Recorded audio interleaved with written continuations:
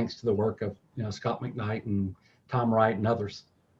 I was concerned that that we talk a lot about kingdom works and kingdom systems and so forth, but that we maybe don't really recognize that you don't have a kingdom if you don't have a king. So it was sort of to highlight again the role of Jesus. And then I was also concerned that outside of the West, discipleship, is led by obedience. And in North American churches and Western churches, obedience has kind of fallen on hard times. So I kind of wanted to bring those together and say that I think the tagline was something like, you don't just believe in kings, you obey them. So it was acknowledge that Jesus is a king and then learn to obey him. So can you give us maybe a quick synopsis of sort of the key points? What is it? How did you build that argument? It's really two halves. The first half was to try to identify what we mean when we say Jesus is king. And so it's a holistic picture of Jesus from eternity to eternity, perhaps. Mm-hmm. And then I tried to describe some what I consider to be fake images of Jesus. Then I used Matthew 28, 18 to 20 as sort of like a 5-point response to Jesus. And so, this is a great commission. And the way I put it was, first, you acknowledge his authority, so all authority in heaven and on earth. You join his mission, which is go make disciples. You immerse yourself and others in the mission of Jesus, in the life of Jesus, which is be baptized into a relationship with the Father, Son, and the Holy Spirit. You practice obedience, which is a form of liberation and not bondage. And then finally, you behold the ongoing presence of Jesus. So it was sort of like, okay, if I were going to respond to Jesus, these are the 5 things.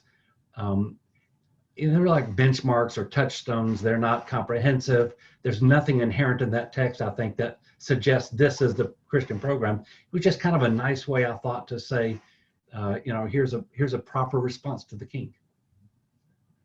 So obviously you're leaning against something in terms of the current cultural flow, even in the evangelical world. What do you see yourself leaning against in this book? So I think really sort of the 3 things that kind of motivated me leaning against, that's a good way to put it. One of them is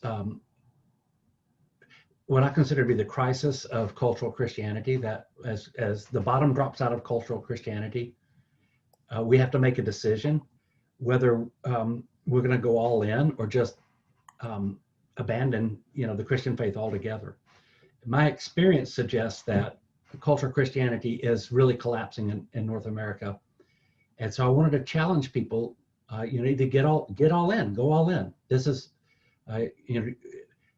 again, my impression is that even when I was a kid, you didn't have to work at it. You were on the down escalator and you were going down. All you had to do is stand still. So as I've said, I learned. We had devotionals in my public school growing up outside of Nashville, and I'm not that old. The media tended to support a Christian worldview, politics, culture, even Flipper was a Christian. Everything was Christian. And now that it's not that way, you have to make a decision. And so that was the first thing. I was calling people, make a decision, either you're with Jesus or you're not. I was also concerned about what I consider to be bad theology.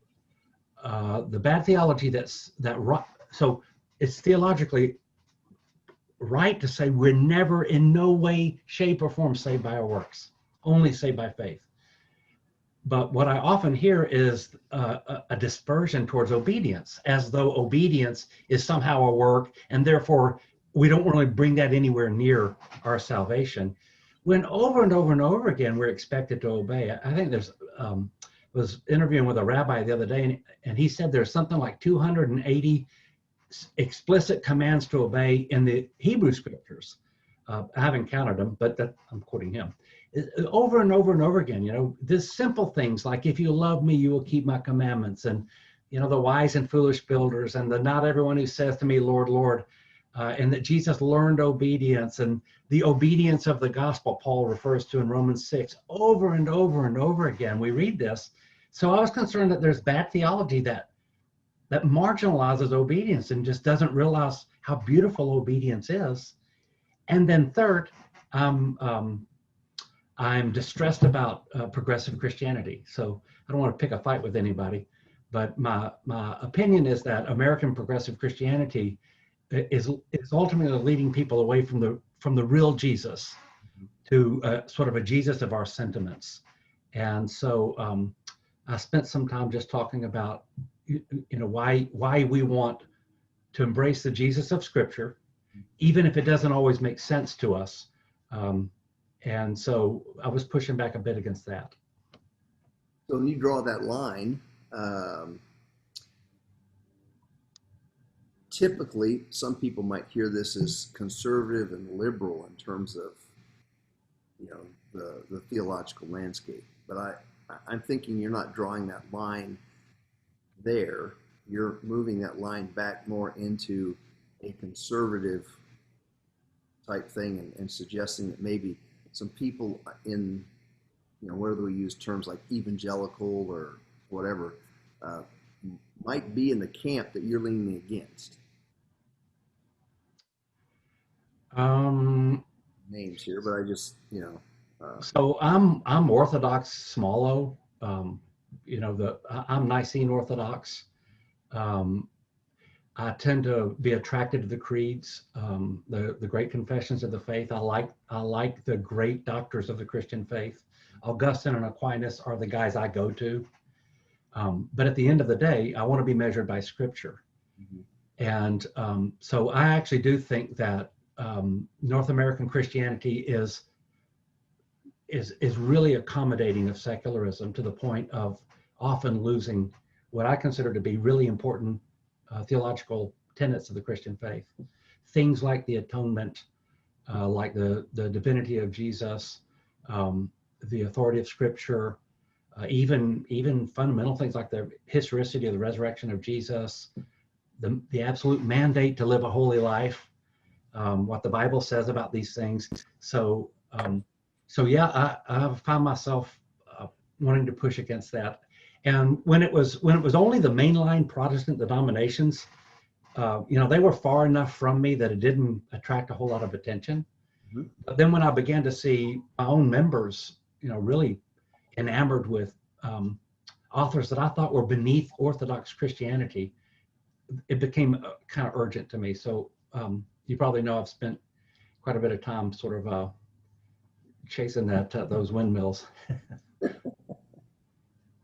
So let's go back just to one particular point that I think usually gets brought up, and you mentioned it, that when people hear, oftentimes they hear it first out of our mouth, first thing, rather than seeing it in a system, but they see obedience right out front. And immediately there is a knee-jerk reaction to obedience being legalism. How do you deal with that question when people come to you and say, this is just another form of legalism?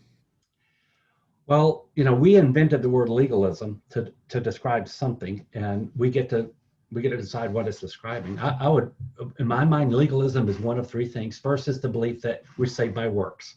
That's not what I'm arguing. We're saved by faith in Jesus. But I will say this: biblical faith is faithful faith.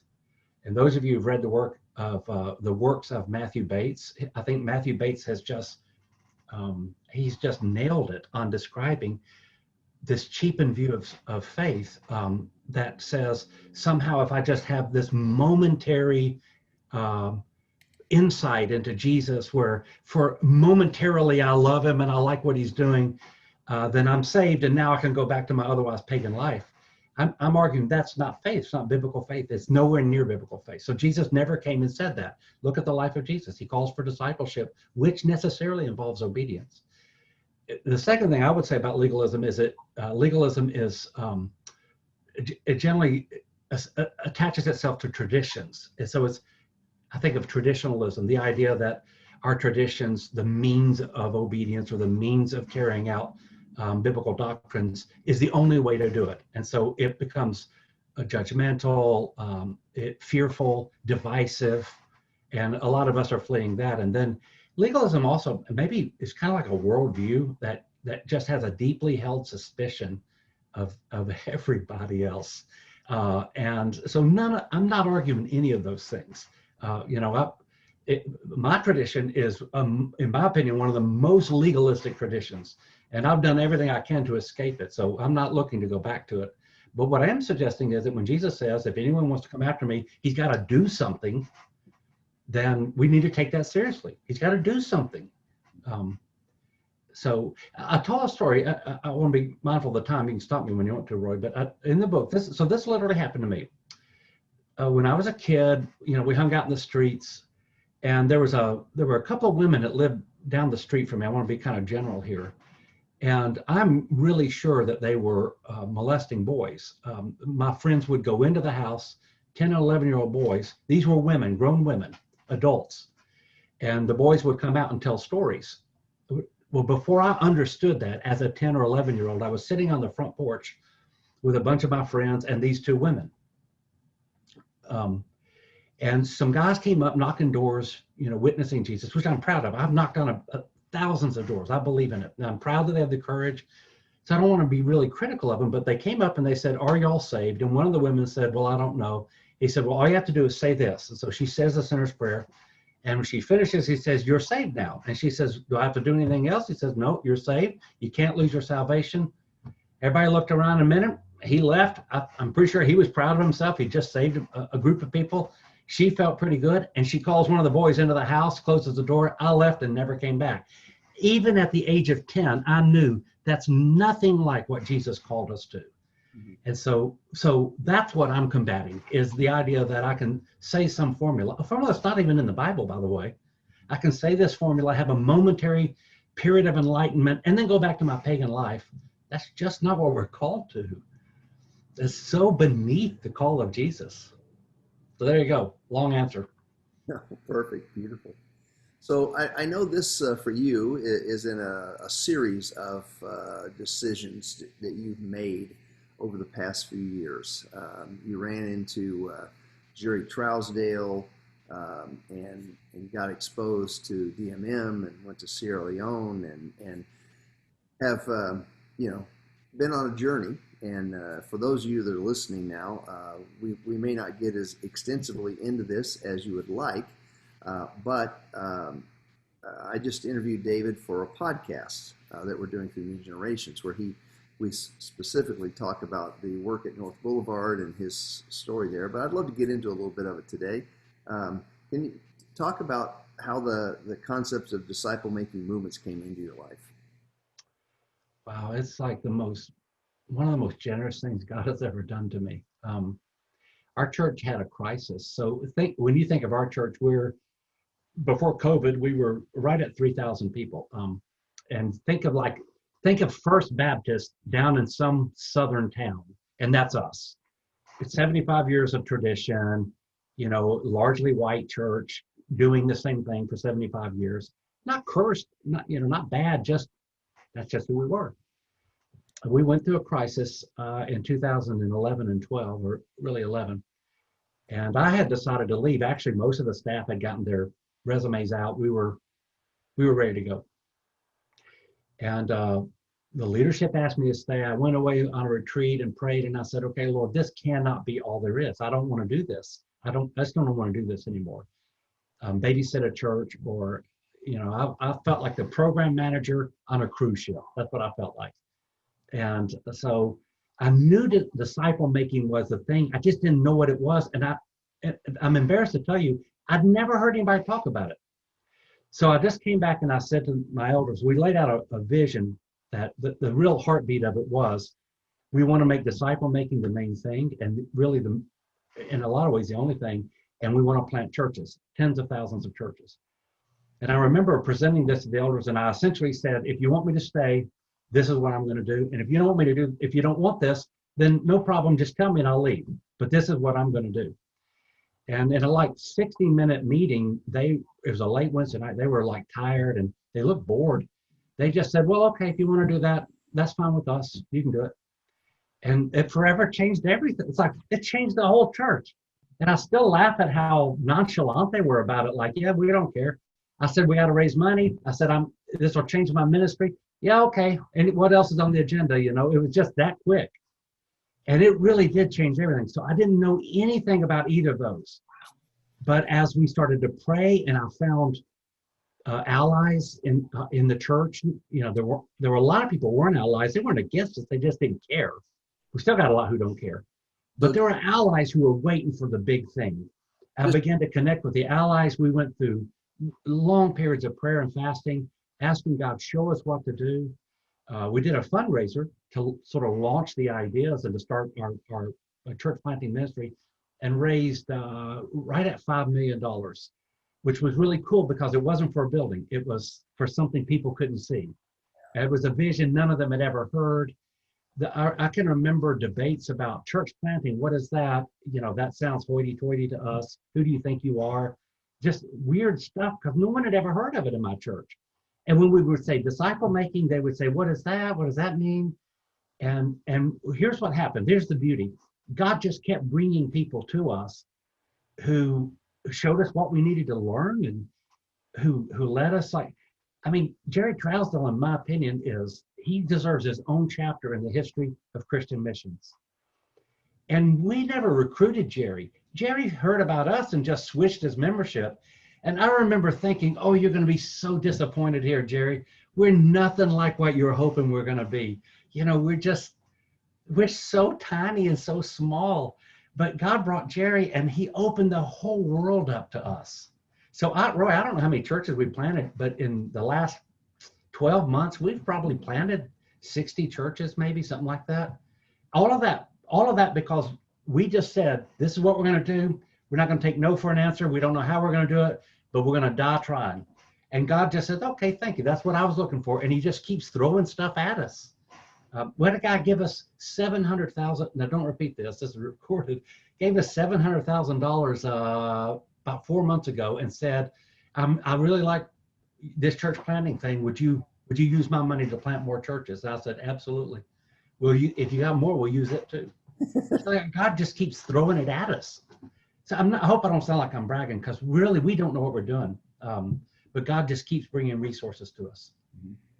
So at this point, you haven't heard of disciple making movements or anything. You guys just made it. No, I didn't know what it was. And when I first heard of it, I was like everybody else. I said, no way. You know, every platitude you've heard, you know, a mile wide, an inch deep. I said that too. I said, oh, it's probably not a real church. I bet their theology is terrible. And now, by the way, I'm defending DMMs against the very accusations I originally was making. I just got into not an argument, but kind of a little debate with a guy from, well, I won't say where, one of the large North American ministries, who was just kind of challenging DMMs because they're clearly not theologically sophisticated. And I was just delighted to say, oh my goodness, you know, these some of the people we're baptizing, part of their confession statement upon their baptism is, what are you going to say when you're about to be martyred? Are you still going to affirm Christ? And I just said, you know, I'll take that over theology any day, that kind of commitment. Yeah. But no, we didn't know anything about it. We knew we wanted to plant, we said 60,000 churches. We're not going to stop till we get there. Mm-hmm. And Jerry said, Jerry Trousdale met with me, and I'd known Jerry some years back when he was working for Thomas Nelson. And I'd kind of made an idiot of myself in front of him. So I was a little surprised he would even speak to me. I criticized one of Thomas Nelson's books and it didn't go well. Jerry found out and he was really nice about it, but I'd kind of made an idiot of myself. But so he comes and he says, 60,000 churches may not be as hard as you think. And I thought, here goes. He's going to sell me something. No, he just gently for 2 years started opening my eyes to what God is doing, especially in the global South, with New Harvest and a city team when he first started talking to me. And, you know, North Boulevard now, like New Harvest is one of the best things ever happened to our church. We're all in on new generations. What I said New Harvest 3 times. New generation. Sorry, boy. That's fine. Shedonke's with New Harvest, but I'm thinking of new generations. That's what I'm thinking of. So yeah, again, God just keeps bringing resources to us, and man, like it's just crazy. The staff is all in it. We just had a staff meeting this morning. We've so we got these young stallions that we've been training to send out and go plant churches, and they've contacted. I know his name. He was in India, and he's the guy that taught Jerry. Bill. Right, I can't get his name up. Bill Smith?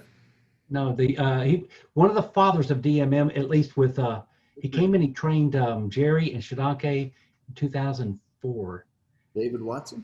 Thank you, not Bill, David Watson, absolutely. So these young 20-somethings on my staff have got David Watson lined up to disciple them. Mm. And they just mentioned that to me in an email. Hey, David Watson's about to disciple us. If you would like to join or just, check in. And I just thought that's my guys. They're so into this thing that they're out looking for the resources now in order to knock the top off. And, I'm now in their way. They're moving so fast. It's really cool to see. So it's a flywheel. And once it got started rolling, like it's rolling way beyond anything we would have imagined.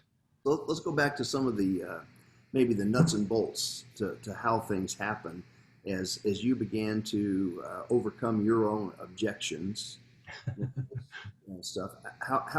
Tactically, how did it happen? I know you took a trip, to Sierra Leone with Harry Brown and Jerry and saw Shadanke, and they put you on the ground with some stuff. Yeah. Well, it started with Miraculous Movements, Jerry's, the previous book to the Kingdom Unleashed. I read it, and honestly, I have to just be honest, I didn't really believe it. I just thought, okay, maybe this happened, maybe it's, a little exaggerated, but it just kept haunting me that, something's really happening here. And I would hear the numbers, the numbers of baptisms and churches that are planted, the stories of martyrs, the conversions of Muslims. I just would hear these numbers and think, I don't know. And Jerry kept saying, just come see. He's such a meek salesperson. And honestly, if he hadn't been, it probably would have been hard for me to join up. So yes, I went to Sierra Leone in 2018, I think it was. So we sent staff on 2 different trips before I went. And the staff kept coming back and saying, this is it. We got to do it. This is it. And I would think, yeah, no, but it's a lot. You're asking for a lot here, a big commitment. It's a little risky. Our denomination has a real rigid view of theology. I'm pretty sure we're not going to be in full agreement. It's going to be a fist fight with the denomination, all of that. But man, I had not been there 2 days before it dawned on me. The book of Acts is happening right here. And this is what I want to do the rest of my life. I want to be part of the book of Acts. That's what I've been praying for. Acts chapter 2 is happening. So we visited probably close to 30 different works while we were there.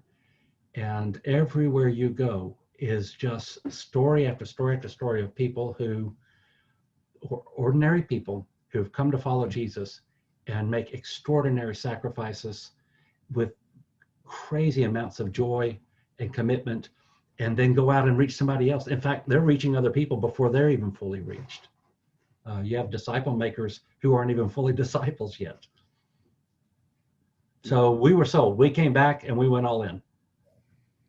So you're a senior leader, in a church, large church. You kind of bet the farm, in a sense, on the whole DMM. When you're coaching other guys who don't quite have the currency in the bank that you had, with the leadership at North Boulevard, you encourage them to draw that line and say, hey, we're either going to do this or I'm out of here. It's a really, what is that? That I'm not sure if that's courage or bravado. It's one of the two. You might be ready to look for a new job if you do that. Let me say this. So my church is an a cappella Church of Christ. And we really are some of the, and I love my fellowship, but we're some of the, how do I say this on a recording? Sectarian and very restrictive on doctrines. If you step out of line, like you really get in trouble. And so that was a big risk for me because I realized that, so I'm not that way. I'm a lot more ecumenical than a lot of my fellowship is.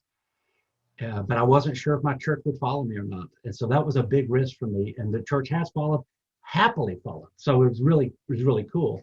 But what I would say is you do need to count the cost. And you need to recognize that,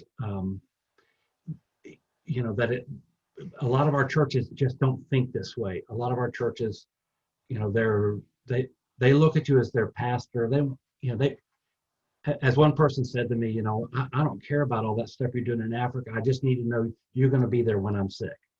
And that might be a pretty common sentiment among a lot of our people. So one thing that you can do, in my opinion, probably, you can find a coalition of people who believe and who care about this as much as you do, and you can start with what you have. As Shadanka says, you can start small to end big. Start with what you have. So still, if you surveyed my congregation, like I wouldn't be surprised to discover that 30% of my church has never heard the phrase DMM, even though we've been doing it for 3 years. And not all of our churches believes in disciple making. There's still people who probably grumble out there every time they hear us talk about it. But we just decided that's fine. We're going to start with what God gives us. And I would suggest you do that. Start with what God gives you. There are some allies in your church. There are resources. Start with that. Throw it open to God and see what He brings you. So you did some seed planting.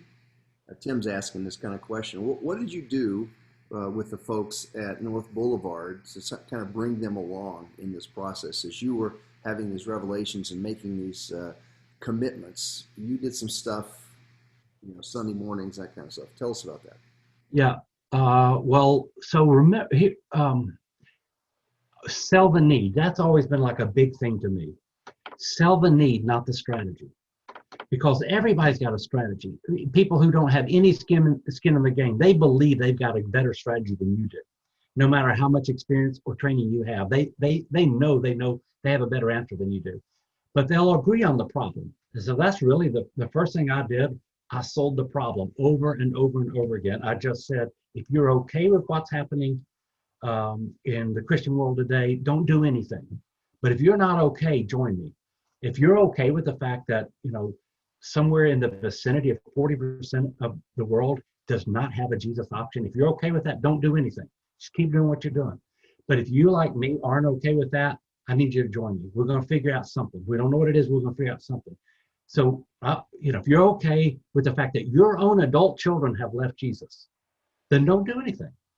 But I'm not okay with that. So what I try to do is sell the problem. And that's how you gather, I think, a movement is people will respond to the problem. But if I had stood up and said, hey, we've got this new technique we want to use, it's going to change everything you've ever done. We're going to be changing some theology too to make it work. Man, they would have crucified me. I've never even finished the first lesson on it. So one thing I did was I tried to sell the problem. And, because I'm in the process of transitioning a church, I always try to carve out a safe place for people who aren't there yet. Because I remind myself, I was 50 before I got there, and I'm trained at this. So I should at least give other people some time to adjust. So I carve out a safe place. If you want to just keep doing what you're doing, that's okay with us. You won't be penalized or marginalized, but be okay with us doing this as well. And somehow the church has survived. We haven't split over it.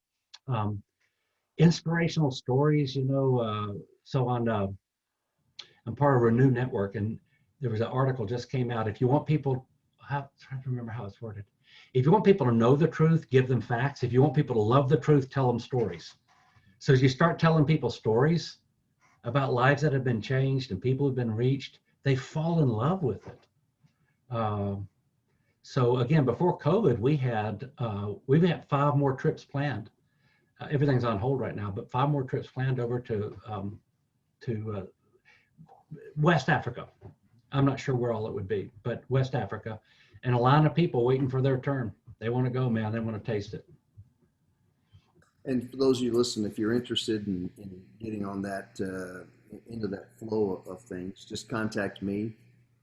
We're consistently putting together trips once COVID will allow us to be able to expose both yourself, your colleagues, your leadership teams, key people in your churches to movements on the ground, and to be able to Go. If you want to see what the book of Acts, if you want to walk into the narrative of the book of Acts and see things you didn't even think were possible, people coming to Jesus in numbers you didn't think were possible, people leaving animism and Islam, people making, like putting their lives on the line, people who are going into Boko Haram territory to plant churches, miracles that are just right there in front of you. And it just sounds like it can't possibly be happening. I'm telling you, it's right there. It's happening. And you're right in the middle of it. And all of a sudden, it's like, this is all possible. I didn't even know it was possible. I thought the best we were ever going to have was just church as usual. You need to go. Whatever it costs, you need to go. So your safe place you carved out for people. You still do your Sunday morning just like Yep. you normally do. Yep. I was there this summer, and it felt like 1958, didn't it? But I'd never experienced an a cappella Church of Christ, before, and it was an amazing experience. I come from the electric guitars, loud smoke machine, all that kind of stuff, and this was just really different and amazing. So it was fun to be there. But those people have a safe place. You haven't changed. If I came to your church, I wouldn't see a lot of change structurally in form. Nope. It's just kind of the same. Yeah, and I don't mean this in an ugly way, but first of all, it's not my church. Let me just say that. So it's not my church, and it belongs to God, but it's been entrusted in the hands of a lot of people. And who am I? I don't want to go in there and say, do it my way or else. So we really haven't lost people over this. The cool thing is, we have a church, and they're all pretty much okay with David's thing, that David and this group that's doing this, they pay for it. I don't want to talk too much about money, but in part because we're recording this, but we were just going over finances this morning, and man, these people who are sitting there doing church like they've done it for 60 years are giving us thousands and thousands of dollars to go plant churches. In part because we're not bothering them with it, I don't mean that ugly, but they're like, yeah, sure, they're okay with this, because we're not flipping everything in their world, and they're like, yeah, really, we're doing really well financially. These are the people who are giving to it, but we didn't ask them to change everything in order to make it work. Just bless those of us who are going to do this, and it's swelling. The numbers grow. 6 years ago, you didn't even hear the word disciple making in our church. Now everybody uses the language. And, you hear people talking about their discipleship group or who they're discipling, who's been discipling them. Church planting is kind of a way of life. We'll have probably once a week somebody contacts us about working with them to plant a church in some way or another. Had 2 this week. Probably we'll have more because we have a conference tomorrow. So talk a little bit about your leadership team. Your particular fellowship, those leaders have a lot of control in everything. And so you couldn't just, we're going this direction. You had to get by a group of folks. Talk about how you did that. So I just want to say again, I love my fellowship. I grew up in it. It has been so good to me. I cannot begin to describe it. But my opinion is there's a lot of brokenness in my fellowship, and one of them is a leadership structure. So in most a cappella churches of Christ, the board of elders makes every decision. They're the management team. And in most a cappella churches of Christ, the senior minister, we generally don't use the term pastor, but the senior minister has almost no authority. And so if you can imagine, in an average Church of Christ, maybe 5 elders, and, they're busy, they have their careers, their jobs, whatever. And they have no vision, none. Their only vision is making sure that the doors are unlocked on time when church opens, and making sure that, you know, we pay the utility bills and that sort of thing. So that's been my experience. And I'm coming in to ask for millions of dollars to plant 60,000 churches that won't be our fellowship. And I don't know how much Jerry and Harry were talking to you, Roy, but I was confiding in Harry for a long time. You know, dog, man, this looks like a mountain we can never get over. How I could ever persuade my elders, you know, get out of the way and let us do this. It's everything. Theologically, it's not us. You know, structure, everything is going to be different. And we prayed, we kept introducing them. We took some of them with us. I took some of my most conservative elders with me to Sierra Leone because I wanted them to be on the team. We took our missions committee. Our missions committee was against it. When they first found out I was interested, they started saying they wanted to bracket me out to keep me away from it because they were afraid I would try to lead North Boulevard. So I took them with me. Everybody came back, this is what we have to do. We prayed, we fasted, and in August of 2018, we sat down with the elders and just said, hey, this is what we need to do, and we need your full support. And man, it was so awesome. They went around the room and every one of them said, we're out of the way. It's all yours. Take it, make it happen. We're 100% for it. So it took us about 3 years before we actually brought it to a vote. And if I'd have brought it to a vote, I think even 1 month earlier, it would have been a sad night. And now everybody's on. They're all like, oh my goodness, you know, this is who we are. It was such a cool thing to see. So you have a date. I know I've heard that date many times, at such and such a date at such and such a time. 8/30/29. I could tell you that date. It slipped my mind now, but I know the exact second that the last vote said yes, we're in. Because really for my congregation, it was by far the most substantial decision we'd ever made, by far. And it was all in. We're all in. That's who we're going to be. And I think most of you here know maybe some of the backstory here a little bit, but you know, the struggle with churches in a movement not having a label is vitally important for the vitality and sustainability of those things. And so the mountain that David is talking about here is, you know, would those 60,000 churches be planted in movements as Church of Christ churches, and would they have the kind of polity and all that kind of stuff? They won't have our name. They're not part of our movement. All their worship traditions are different. You know, I tend to be more charismatic. We have some charismatic members, but our fellowship is not only not charismatic, but has a tradition of being anti-charismatic. We're really sure the churches we plant are going to be charismatic. I'm hoping they will be. In so many ways, it's just so different from us. And to see, praise the Lord, because only God could have done this, to see the whole leadership team say, absolutely, this is what we have to do. God is telling us to do this. Man, it was such a sweet night to see, such a sweet place to be. Only God could have done it.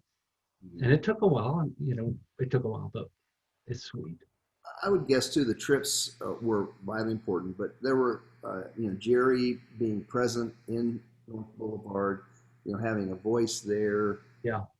Hundreds of thousands of small conversations that probably took place. Yep. And John King is, just down the road from us. And we had already begun to interact with some of the guys who do, really make disciple making the main thing here in the U.S. So we had interacted with some of those guys. So the language was unfolding, the vision was percolating. We gave people time to get on board, and it is a sweet place to be. So 3,000 people. You obviously got a big staff of people there.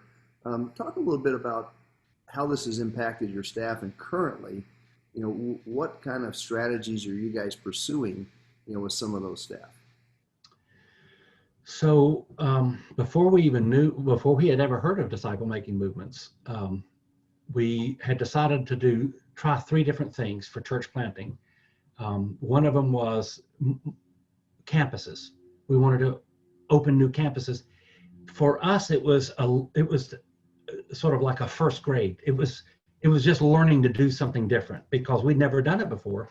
We thought, okay, a campus would be a safe first effort. We can win. The church will see that nothing bad happened, and they'll say, okay, you can do the next one now. So planting campuses was one strategy. The other was sponsoring guys who just wanted to go plant churches. For some of you guys have probably planted a church. It's that bridge between when you get ready to start and when you're really able to pay a salary that we think probably prevents a lot of guys from doing what they could do. So our commitment was, we'll pay a salary. We'll pay your salary for the first couple of years so you can do this. And we actually haven't done much of that one. And then the third one was what we consider to be experimental strategies. So experimental basically just means it won't look like us. So we've tried house churches, missional communities. When disciple making movements became an option for us, we already had been thinking about, doing something non-traditional, something that doesn't look like us. So it fit in nicely with us. And so we started hiring, my word for them, young stallions, guys that we thought had the ability. We bring them on. They're apprentices. We call them apprentices. We give them responsibility, run them through different jobs at the congregation. And then whenever God calls us, they go out and plant a church. So right now we've got 5 of them who are, actually our biggest problem. You know a couple of them, Roy. David Hunsaker. He's like just knocks the top off. Our biggest problem now is that we all like our stallions so much we don't want to send them out. We want to keep them. So it's actually been quite a challenge. But we got 5 guys ready to go. They're ready to go plant a church. We've got the resources. COVID slowed us down some, as with everybody else, and then we also were in the middle of a fundraiser for a couple of other things. So everything's been on hold for, I guess, 9 months. But we do have 5 guys ready to go. They're already working. One of them's planted a church locally, and it's a campus church. You know him too, Ben Beavers. I think you've coached Ben some. And Ben's growing. Ben's really growing fast and hard. Yeah. You've got a big campus there too. I mean, that's one of the largest campuses. He's wherever I think you connected with him maybe 4, 5, 6 months ago. He's grown years since then. He's just really flourishing. It's fun to see. So let's take David, for instance, David Hunsaker. He goes out and you say plant a church. Yeah. How would that look different now that he's been baptized in the whole DMM strategy and really bought it? Well, you'll know, I really can't point to a disciple-making movement in North America, anything like the definitions that New Generations uses. But I can tell you that a guy like Hunsaker, that's what he wants. That's what he's hungry for. I mean, Hunter, I think he baptized somebody this morning. He is always out there. He's got every skill set you want. I shouldn't tell you all that because you'll try to pick him off, but he's got every skill set. What he would like to do is join a disciple-making movement. In North America, I'm not real sure what that would look like, but what we would offer David is a salary, a bridge salary. Find the place God's calling you. Go plant a church, and we'll help you make it financially possible. You've got our training now. We'll give you moral support. If you can convince some of our people to go with you, you can have them. We give you open hunting license in the congregation. If you want to plant near us, that would be easy. If you want to go some other place, you may have to persuade some folks to move, but we'll bless it. Go do it. Go make it happen. Hunsaker's he's 30 maybe, or I don't know, right? Maybe 30 or 31, but he's got the skill set of a really seasoned person. So I don't know where he'll end up. Nobody wants him to leave because he's so good right now, but the original plan was for him to go somewhere. I'm thinking I'm going to get David on here in the coming weeks, months and stuff, and have him answer that question, because I know it would be radically different strategy than when we all thought of. I planned the church 25 years ago. I thought of planting a church, gathering a core, meeting on Sunday, getting a band and children's ministry, that kind of stuff. I know that David's mindset is radically different in that situation. So how does that, as a senior leader in a local church, how do you, like you say, we don't want to give them away, but yet we have the attitude of giving them away? How do you get that? Get which part of that? Well, I mean, it's like somewhere you drank some Kool-Aid that radically changed, where normally you would be trying to build a stable of stallions to sustain and promote and expand North Boulevard. But you are, if I'm hearing you right, you have a stable of stallions that you're trying to release and let. Yeah, yeah. I'm glad you asked that. I think some of that's desperation. So I'll put it this way. When I kind of had so I'm 59, and I started having my midlife crisis, I think, when I was like 26, and I hadn't stopped yet. But during one phase of that crisis, I really just decided I don't want to build a church. I just don't. I want to disciple the world, and the church will just be a tool for me. And part of the crisis also is I really think that my fellowship, God will do whatever God wants to do, and God can really make some big changes in my fellowship. And again, I just hope you hear my love for my fellowship. The people in my fellowship are the best people in the world. The fellowship itself, I think, is not very healthy. And I have suspected my fellowship's not going to make it, not in any meaningful way through the years. And so I sort of came to the conclusion that, well, if we're not going to make it, and if we're going to die, let's have as many babies as we possibly can before we do. That's how I feel. Then I started thinking, I'd just be happy if everybody at my church left and went and planted a church. Actually, we use that language. If every one of you gets up and leaves tomorrow to go plant a church and we have to close things down, we're good with that. That'll be our best day in our history. So we kind of quit thinking about how to build the church, our congregation, I should say. And instead, we really try to think about how do we send people out? How do we give every human being the option to say yes to Jesus? And if it costs us the church, it will be the best thing we ever spent. So we've got that attitude, and I really do think a lot of the lead. I mean, I really believe it. It's not just rhetoric for me. Some of the members don't feel that. So, like Hunsiker leads our biggest campus right now. Well, besides the main campus, he leads one. They adore him, and they really don't want him to be sent out. So there's a lot of members that hope he won't go. But the general attitude of the leadership is spend every penny we have to give the world a chance at Jesus. And if we're at the end of the day, we don't exist, we still do the will of God. So the more babies you have, the more legacy you leave. And if it costs you everything you have, it's worth it.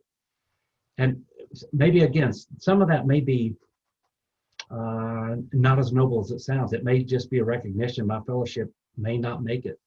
And we need to be worth something before we go down. We need to leave some value behind. So Cam Stewart here from up in the British Columbia area is asking a question about the maybe discord he's hearing between church planting and disciple making movements in your language here. When you say church planting, are you talking about planting a traditional church, or what do you mean when you say church planting, and how does that work with disciple making movements? Well, when we first started using the language, we didn't know what either of them meant. So we were probably really reckless in how we talked about all of it. I can remember saying things and then people would ask me what I meant, and I would think, well, I don't know what I mean. I just mean don't do it the way we used to do it. So when we're talking about church planting, that language for us can mean one of two things. Domestically, generally what we're talking about. So my son, for example, we sent him to Eugene, Oregon, and he's planting a church in Eugene, Oregon, which means that we're paying his salary. He's there. North Boulevard's not paying his salary. Individuals at North Boulevard are. That's a complicated thing, but it's another story. But what we hope he does is gather a crowd and build a congregation. That's what we want. The other model is the DMM model. We make disciples. And as disciples come together, a congregation emerges. And so a church is planted, but it was planted more naturally. Actually, I think that model is the natural model. You make disciples and churches will happen. And by now, probably all of us have heard that you can plant churches, but still not make disciples. You can have church members who tend to be good people, but that's not necessarily the same as disciples. So domestically, we tend to focus on building a congregation and hoping it grows disciples, because that's all we know that works in North America. We may be wrong, but that's the model we think works. But when we're working in the global South, it's the opposite direction. Make disciples who will come together in a congregation, in a church. That's how we distinguish it. Yeah. So Cam, does that make sense? You want to unmute and ask her? Yeah, I'm curious on the bifurcation, I guess, between Global South and North America. So I guess I'm curious, as you're trying to move DMM within your community, your church community at North Boulevard, how are you teaching them to become church planners, or is that part of the DNA yet? Are you working towards that? We're working towards it. I think if you came to our congregation, it would probably still feel like the old First Baptist Church. I mean, it's not we're not very trendy, and we're not very hip. But beneath the surface, there are a lot of folks there who want to plant churches and make disciples. And so we use tools that are reproducible, that are designed to multiply. We put a lot of money into it, so we put a lot of resources into it. Like, I'll go to Christian schools and try to find who's dean of a religion department, who's your best student, who's the best at church planting. We want them to come work for us. So we're out recruiting. We're trying to challenge our own kids. So just today I wrote a recommendation letter for a young man who's been in our congregation for 3 years. He's probably 19 years old, and he works with one of our campus ministers. He's gotten really excited, and he's decided he's got to listen. Last time I talked with him, he was texting the governor of the state of Tennessee, which I don't know why the governor is texting a 19-year-old, but anyway, he's got a lot of political connections. Grew up in a really important political family. Leaving all that, he wants to go get his degree. He's going to go plant a church, and North Boulevard's like, all right, we're in. So I guess I would say that there's a lot of that happening, but I'm not sure the average member knows it's happening. They're not against it, but I'm not sure you can say it's the culture of North Boulevard. It's mostly the culture of the leaders and those who have said this is what we want to do. And the cool thing is everybody else is willing to pay for it, even if they're not necessarily there themselves. Yeah, I think, Cam, just to answer a question, like, for instance, what David Hunsaker, would ask me is if you're doing it all over again, what would you do? And so he's asking, would I gather the core group together, that kind of stuff. We had that discussion about, what does it look like to make disciples first and allow a church to emerge, as opposed to start with form, build a, quote, church organization and hope that disciples come from it. So I think, David, you could help me, if I'm not correctly stating this. I think that right now, most of those guys are in that kind of thinking, asking, how do I make disciples and let a congregation, let the ecclesia emerge? And how do I plant the multiplicative DNA in that so that when it does emerge, it doesn't emerge as one congregation that has a goal of building a building and growing big and blowing up the balloon, but how does it plant as a multiplicative congregation? So it plants churches, it plants churches, it plants churches. So is that a fair representation, David? Oh yeah, absolutely. In fact, and I will just say that making disciples who become the church is the primary way this should be done. But it's not been our primary way because we don't know how to do that yet. We do know how to send a guy out and start a church. Start with the form, as you say, get a crowd, hire a worship minister, get a children's minister, send out flyers. That we're really good at. We know how to do that, so we're doing that. And we don't think that's a waste, and we don't think it's a loss. We just think it's second best to the method we haven't figured out yet, which is start by making disciples and let that become a church. So to a large extent, we're under consultation from new generations on this. Like, you guys are supposed to be teaching us, this is how you do that. This is how you start with disciples and end with a church instead of the opposite. So I'm not really defending the model we use. I'm just suggesting it's the only one we know how to do right now. But I do think biblically, you start by making disciples, and they come together to form the church. And that's the way you guarantee that you've got reproducibility, you have disciples and not just church members. But the game in North America is hard right now, it looks like to me. So David Young here is a pretty good example of a hybrid strategy. Yeah, absolutely. Chris Galanos has now joined us, and Chris took the other route, and sort of took a big thing and multiplied it out. And Chris, as you're hearing this, what's going on in your mind? What are you thinking? Well, the first thing I'm thinking is that I'm honored to be on the call with David Young. David, Oh my goodness, I didn't even know you were here. David, I just joined. I've been in a coaching meeting, but David, I was reading your book just a couple hours ago. Just finished the story about your son. I'm like almost in tears. You guys haven't read his book. David, thank you for writing it. It's so powerful. Hey man, I've been following you for like 2 years and just thinking, I'm not worthy.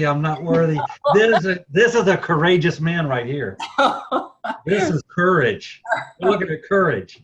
No, well, I appreciate you saying that, but the book is great. So Roy, that's the first thing that I'm thinking is I jumped on here. I didn't realize David was going to be here today. And I'm just like, how did I miss this? I've got to watch the recording. So good to see you. David, good to meet you formally. So, yeah. Love a phone call soon, but yeah, Roy, I love, I love everything David's saying. And obviously that's our context. We understand that we planted a lot of campuses. We had a larger church with many campuses, and just found that what Dickerson said in his book, The Great Evangelical Recession, was true for us. And that is, you as a pastor, you have the heart that David's expressing, or I have this heart of, I want to make disciples that multiply, but the weekly things take so much time. It tends to crowd out, my experience in my own life, my best intentions to create a disciple-making culture or a church planting culture. So I think we found that by kind of going from, we were, operating also like a hybrid, and then kind of to what we call a transition, where from 2 visions to 1 vision, leveraging everything still elephant, methods for that 1 vision, we thought would help us to have a little bit more focus, on planting rabid churches.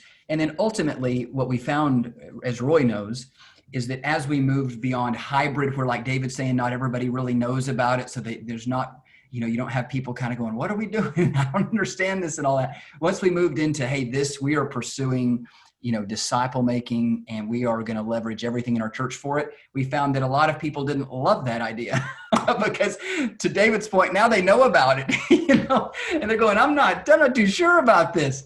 And so, anyways, I think our transition was just kind of the next step that naturally led to a relaunch as a network of churches.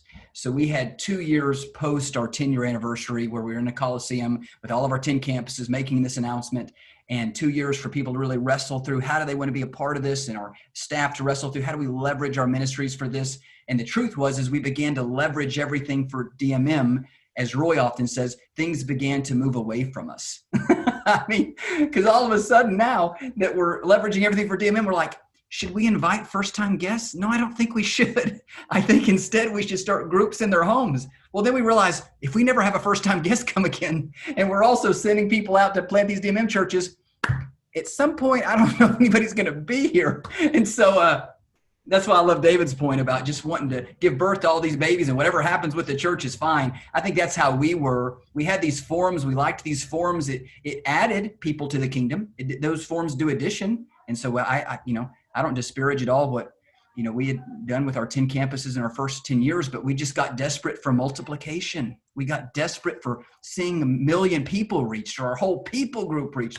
And so we wanted to be willing to we'd take whatever it would take to see that happen. So Roy, I would just say in our context, as we went a little bit more public with it than the hybrid has to be, I think the public wasn't sure about it, and that in time led us to relaunch.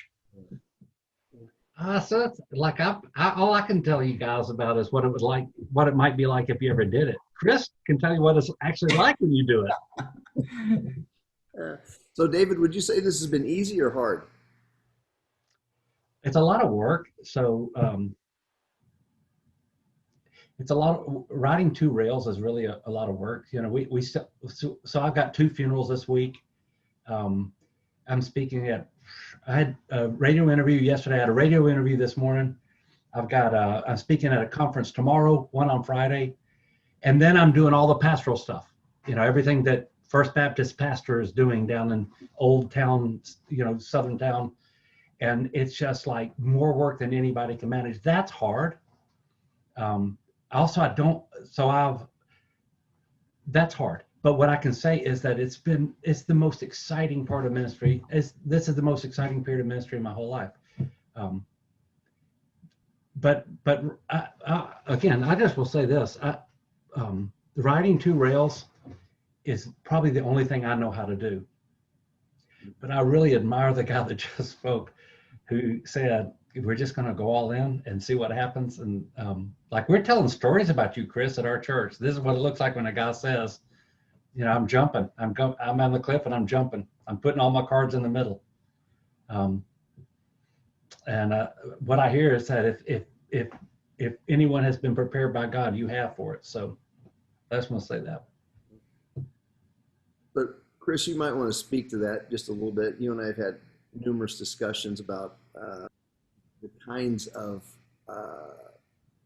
currency that you and I have in the bank as founders. Right. You can see this right here, really juxtaposed with David. David's not the founder at North Boulevard, even though he has a long history with him. Right. It was there long before him. Lots of traditions that were established before he got there. Yeah. But that's not true of E-Life. Right. So Roy and I think, speak to people in a similar way about this. And Roy has a number of words he uses to describe it. I have a number of words I use to describe the different varying levels of commitments a church can make to DMM. And some of it really honestly has to do with, you know, whether or not, how long you've been there, how much clout you have with your congregation, and whether or not you were the founder. So I tell guys, David, and you get this, and Roy all the time, you know, this transition wasn't easy for us, but I can't imagine this transition if was hired as a pastor at a church that 20 pastors had gone before me and they had this long legacy. I mean, this was far easier for us, even though it wasn't easy because of being a founding pastor. I know Roy would say even his transition to kind of a hybrid and even beyond is, you know, it's easier to lead into that, I think, if you're a founding pastor. Now, that doesn't mean that if you're not a founding pastor, you can't. It just means ultimately what I tell folks is this: we shouldn't look at this array of options and just go, which one do we like the best? Which one seems the easiest? Which one seems the hardest? Which one do we think our church? We've got to Revelation 2 and 3. Same thing Jesus said to all 7 churches was, if you have ears to hear, hear what the Spirit is saying to your church. Every pastor, whether they're founder or not, should get down on their knees with their leaders and say, Lord, are we accomplishing our mission? And if not, what do you want us to do? We'll do anything. What do you want us to do? That's ultimate. But to Roy's point, I think what people are finding as they do that and they get down on their knees, they recognize that in some situations, they think that the Lord may either want them to exit their church and do this outside their church, or, you know, do this kind of, me and Roy talk about releasing radicals. Roy, you were talking about that earlier, you know, don't really do anything in the kind of the main church, but, you know, you've got folks that are on fire that want to be released, or some version of a hybrid might be tolerable. And so I've found that, I guess, conclusion here is do whatever the Lord tells you to do. But if you're a founding pastor, it tends to be easier to do the more extreme options if you feel like the Lord's leading you to, than if you're not. But Roy, at the end of the day, I don't suggest to people, as Roy knows, I don't tell them they should relaunch or they should not, or they should hybrid, or I have no idea. I don't think there's some right way to do this. DMM is a set of principles that the Lord leads us in how to implement. And I just think each pastor and staff has to hear from the Lord about how to do that in their context. Yeah, and I think you have to be mindful of the fact that David said it here in some ways, but Chris and I both experienced it. You can sit in a room with people and make decisions about we're going to go in this direction, and discover 6, 12, 18 months down the line that that's not what they really meant. Even though they made the decision to go with you, what you were saying and what they were saying were two different things, and they bailed on you. So, but let me ask you, David, as we're getting close to finishing time here, as you think back, I know for me, I look back and I have probably 3 phases in this journey of mine, and I could characterize them as restarts in a sense. It's because you used the word a few minutes ago, reckless. You said I was reckless in the way I said things, and I just that was me. I created more fights than I created, genuine discussions because of the language I used, because of the passion behind the words that I had, and all that kind of stuff. So I've learned along the way, I've learned that I thought it was a training issue, and I realized it was a culture building issue. And even though I built a church that was radically focused on reaching people far from God, and our Sunday morning service doesn't look anything like church. We don't get people from other churches come because they don't think it looks like church, and we were reaching seekers like crazy and that kind of stuff. The DMM strategy was not the same as the strategy that we had begun with. So I literally was having to change the culture. And so that was a hard lesson. What lessons have you learned along the way as you think back? Okay, if I could have done it differently, I would have done this, or I learned this, and that kind of stuff.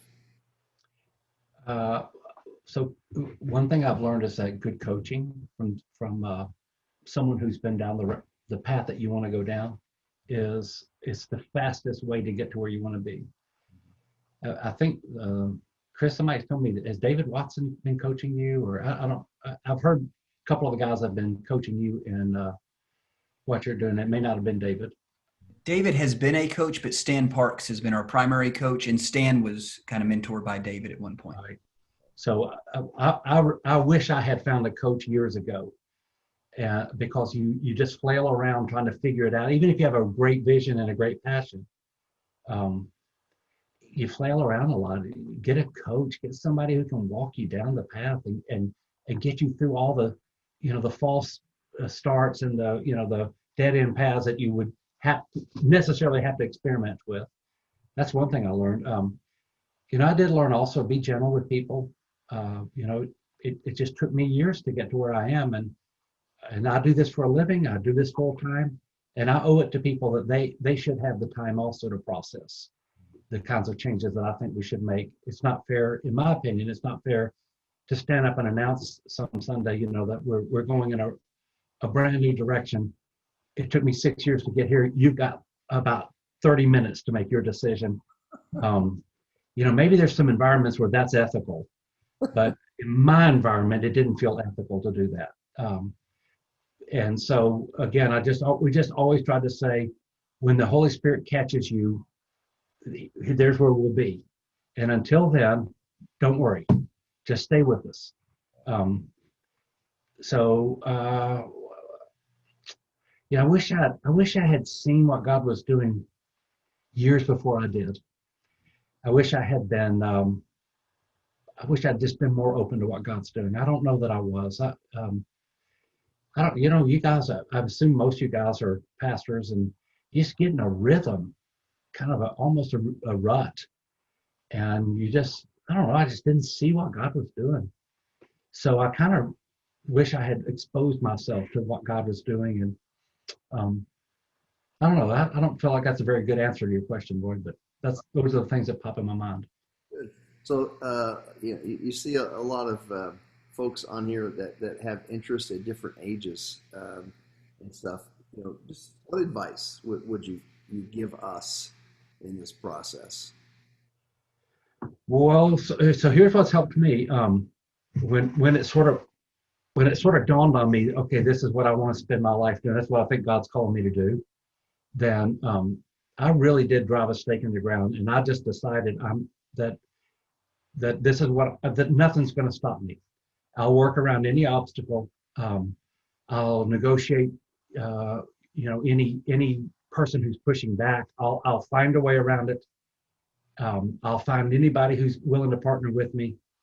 And so I would say, if you really, so in my opinion, the big thing God is doing today can be found in these disciple-making movements. And when I decided this is it, this is what we're going to do. We're going to make disciples and plant churches, and that's it. I don't care about anything else. Then put a nail in the ground, drive a peg in the ground, step on the other side and say, I'm not backing down for any reason. I will not back down. This is who I am. I would do it with grace, but there's just so many reasons to be unfaithful to a vision God gives you. And I guess what I'm trying to say is don't be unfaithful to it. You'll have your doubts. Your own wife will tell you you're a fool. Your church will push back. Don't let it stop you. We need people of courage who stand up and say, all right, I'm all in. I don't care what it costs. And I just think God rewards that. He rewards people who say, this is it. He rewards guys like Chris who just jump off the ledge and say, I don't even know if there's a net down there. God responds to that. I just think God responds to that. He's given our church so many resources we never dreamed of. Miracles, we got miracles, like we get bored with miracles. He does so much. Seriously, it's just crazy. And we're not even that far along. We just really aren't. That's not even modesty. We're just not. But it's the fact that we just said, all right, we're not going to back down. And then God responds to that. So when you get your Nehemiah moment, this is what I'm going to do, then draw a line in the sand and say, okay, I'm committed to it. I'm not going to back down. And he'll find a way. He'll find a way. So the next time I'm at North Boulevard, I want us to sing the Tom Petty song, I Won't Back Down. We sing that song. Some of the staff sometimes sing that song. We have some joking ways. The gates of hell, and I won't back down. All right, I love it. I love it. Not going to. Not going to. Thank If you. the whole world backs down, we're not going to. I'm not going to. I don't mean it cocky. I'm just telling you, I'm not going to back down. Appreciate it. Well, thanks everyone for being here today. Again, David's book, King Jesus and the Beauty of Obedience-Based Discipleship. Zondervan publication. There we are. It's already been. You got one sale while you're on the call. So now I'm like the 300,000th book on Amazon. That's great. Yeah, I know. That's awesome. Well, I appreciate you putting that into the literature, especially because of your commitment to DMM. I know Matthew Bates has done a great job in a couple of books that he's written, but I don't think Matthew really has a commitment to a DMM strategy. I had a conversation with Scott McKnight over Twitter one time after I'd finished reading his book, and I said to him, I said, I just tweeted out and tagged him. I guess Scott McKnight is a DMM advocate. And he direct messaged me back and said, what's DMM? And so in 140 characters over about 10 messages back and forth between me and Scott McKnight, I described to him what DMM was. And his last comment to me is, well, I guess I am. So, I'm not sure it excites academicians as much as it does practitioners. No, it doesn't. It doesn't. So, hey, well, thanks for being here today. We'll do this every month and same time. So I'm going to ask John up in the Windy Cities. Sure. Would you pray us out of here, John? Absolutely.